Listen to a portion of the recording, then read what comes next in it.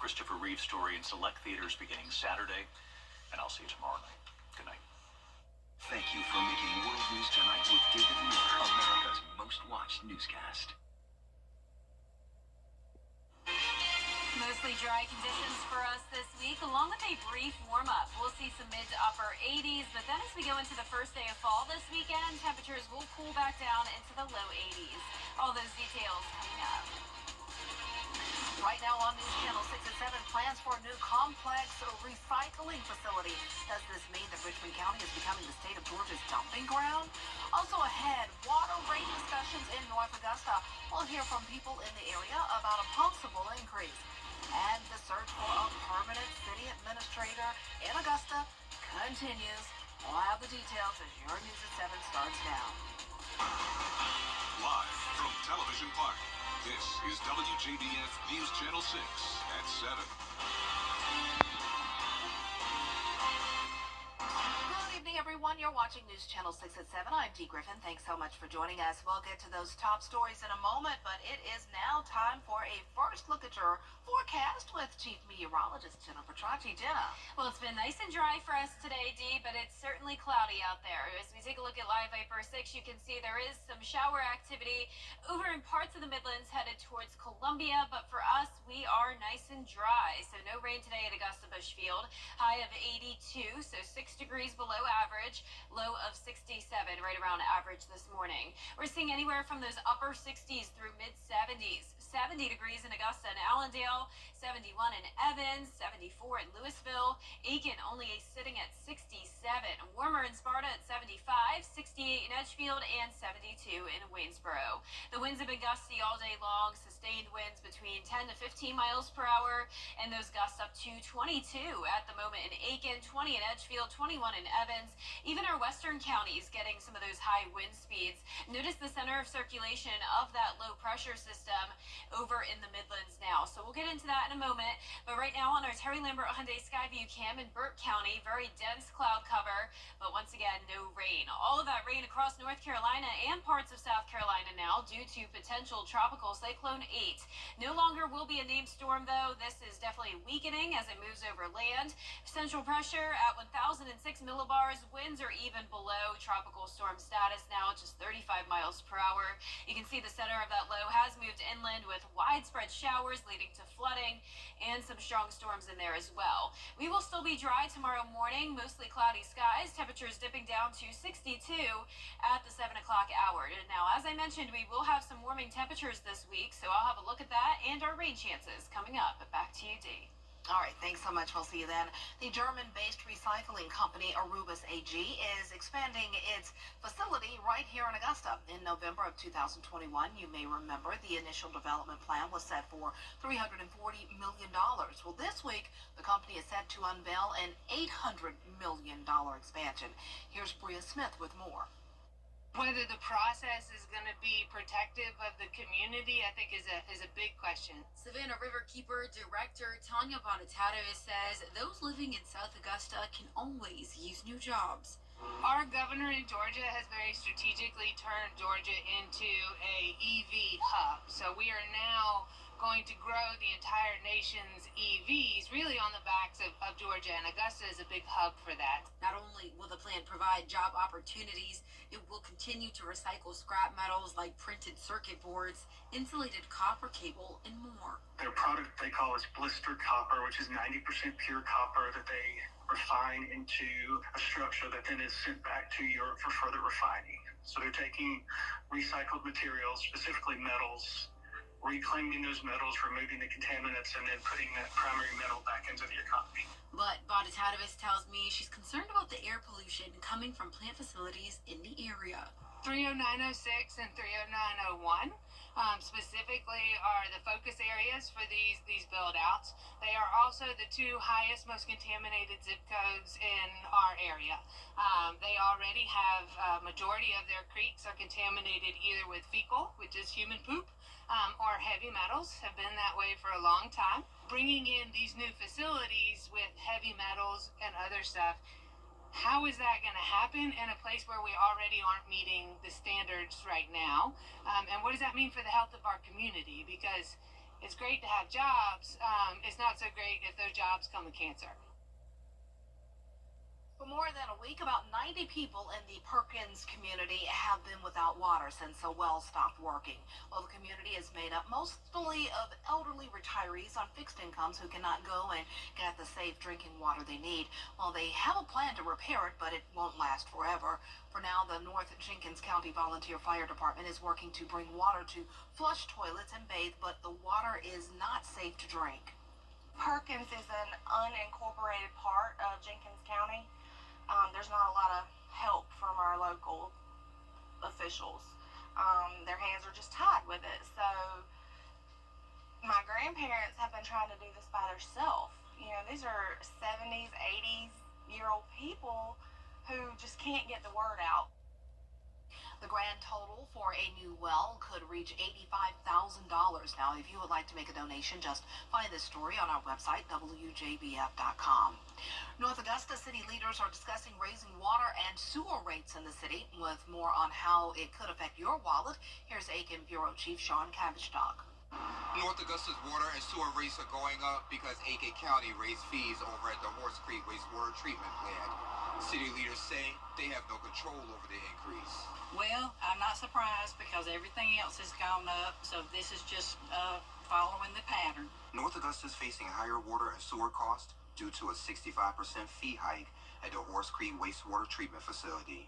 We did an analysis, and the new pricing is basically catching us up to where we need to be for future growth and expansion. To handle this, the city wants to raise water and sewer rates. Most households will see an increase of about $80 per year.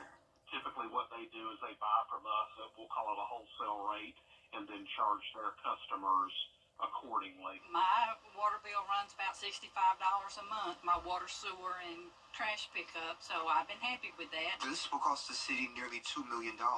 Even with the new rates, the city will need to pull more than $500,000 from reserves. There's no ability for us within the funds that we have to absorb this change and not have a subsequent change to our rate structure without bankrupting that fund. Customers pay a base fee plus usage. More water use means higher bills. Retirees and others on fixed incomes could struggle with the increase. Most everybody's retired that lives around here. People will be hurting because with the price of groceries and everything else, up as high as it is. The new rates will start on October 1st and will last for 15 months. In North Augusta, I'm Aiken Bureau Chief Sean Cabbage-Stock, WJBF News Channel 6. 3 candidates on the November ballot in Columbia County. Mostly cloudy skies for us today, along with breezy conditions. Over the next couple of days, an isolated shower is possible, but overall, those rain chances are low this week. And we are also warming up. Although the full Viper 6 forecast when we return. At Fraser Rick this holiday season.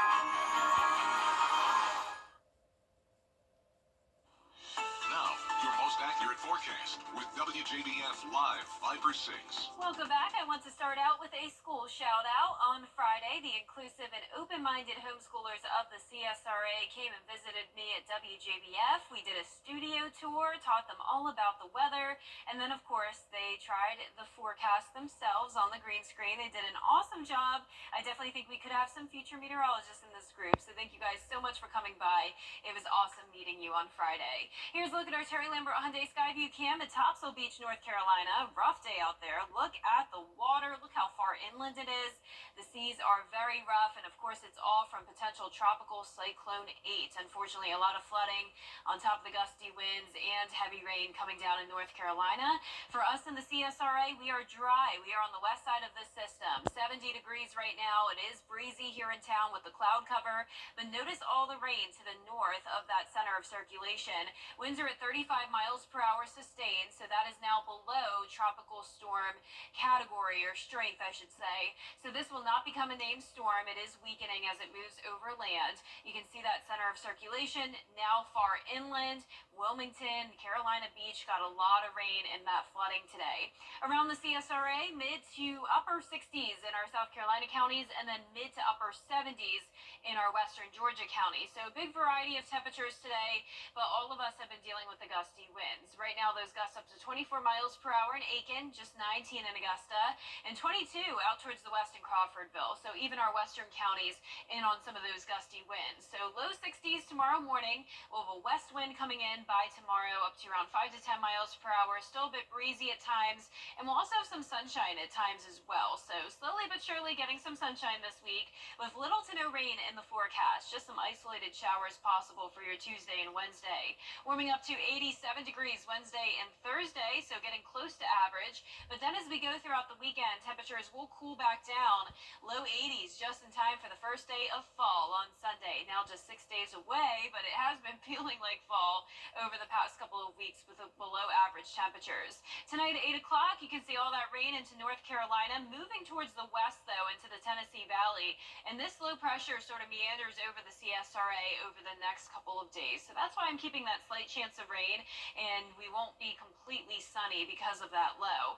Tomorrow at 4 p.m., we could see some isolated showers in our northern counties, then moves down towards the south by Tuesday evening, drying out overnight, dry start to our Wednesday, and then just a slightly higher chance of rain on Wednesday afternoon. But that's about it when it comes to the rain this week. So overall, mostly dry for us. And as for the temperatures, it will be cooler tonight, anywhere from around 62 to 65 degrees. Highs tomorrow in the upper 70s through mid 80s. That 10-day forecast showing us up to 87 Wednesday and Thursday, 85 and sunny skies to start your weekend. Down to 82 though for that first day of fall, and low 80s with isolated showers into next week. Now back to you, Dee. All right, thanks so much. The 2024 Arts in the Heart Festival begins this Friday, and you need to be aware of some road closures ahead of the festival. Starting tomorrow night at 11, Broad Street from 10th to 6th Streets will be closed. Both McCartan and 9th Streets from Broad to Jones will be closed, and the parking wells on Broad Street from between 6th and 10th Street. Then on September 20th, one lane of Reynolds will close from 9th to 8th Streets. All closures will remain in place until after the festival ends. Let's go ahead. A key court hearing today for TikTok that could determine. At WJBF's Television Park Productions, our mission is to provide local businesses with top quality video and digital content at an affordable price. With decades of experience, our award-winning creative team will guide you step by step through the creative process, resulting in a successful marketing message for your brand. Over the years, we've helped hundreds of local businesses expand their voice. Visit WJBF.com/creative to find out how we could do the same for you.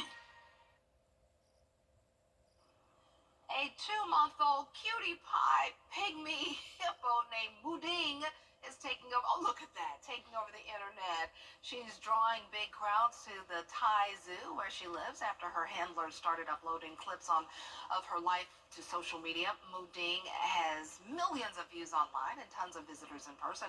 When she's not gobbling up grapes, she's rolling on the floor or taking a dip under Thailand's scorching sun. She's a cutie, a pygmy hippo. Oh, I want one, but of course they grow up and they become big. So. yeah, I don't think I'd want a big hippo, but that is a cute one. A big, hungry hippo. That's what they grow up to be. Yep, I used to love that game. Me too. That's my favorite.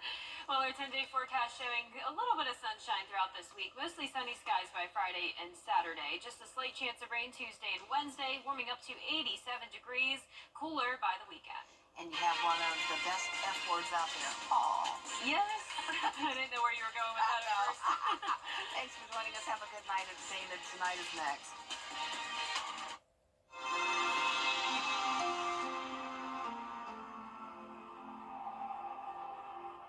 Truck accidents leave you